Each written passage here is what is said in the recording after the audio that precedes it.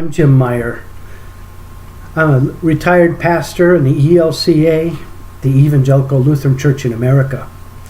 In my collection of In Times Long Ago, I'd like to share the story with you entitled Say It to Me Again by James P. Meyer.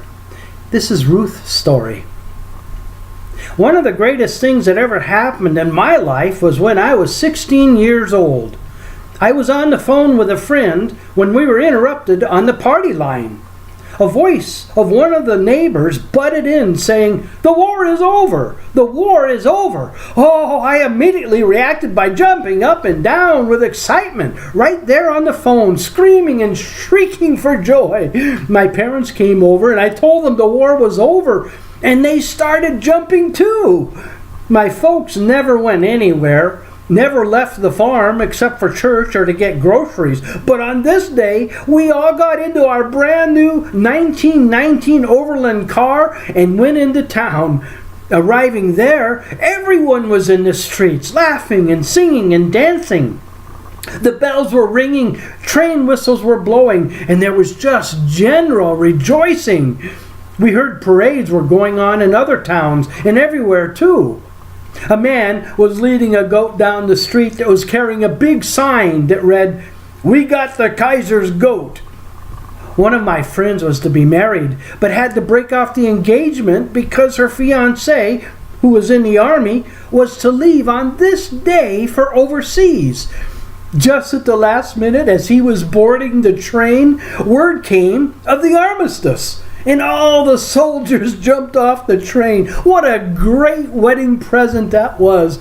Boy, did my friend and her fiancé rejoice. They made wedding plans after that.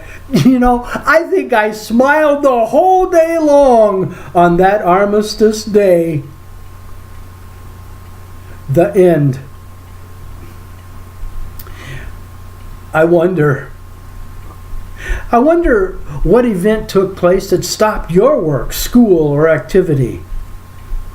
I wonder what life victories has made you rejoice with others. I wonder what plans are broken off for you and the circumstances surrounding them.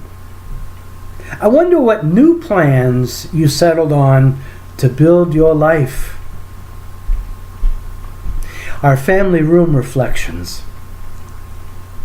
On the way to Jerusalem, Jesus was going through the region between Samaria and Galilee. As he entered the village, 10 lepers approached him, keeping their distance. They called out, saying, "Jesus, Master, have mercy on us."